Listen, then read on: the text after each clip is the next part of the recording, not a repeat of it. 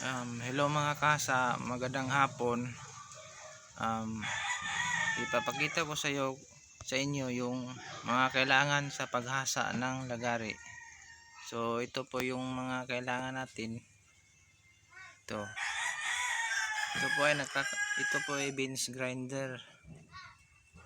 Nagkahalaga po ito ng sa amin dito 3.5 champion po yung kwan dito, 1/3.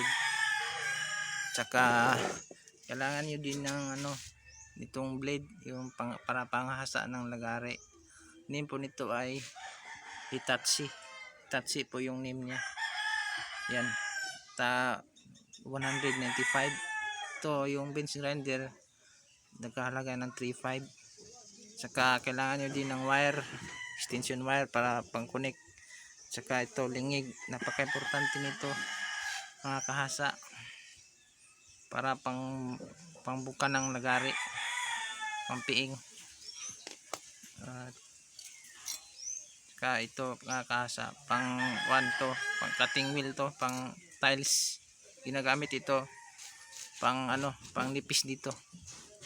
Kailangan ito pang nipis kasi para hindi maliteryo yung kain ng yung paghasa, para letter V siya, letter V, ganun, letter V, ganun. Saka kailangan nyo din ito para pang pit dito, para pang align dito sa Hitachi pag nagkakabit kayo. So ito nabibili ko lang to kasi local lang to nabibili ko lang sa hardware namin, 350.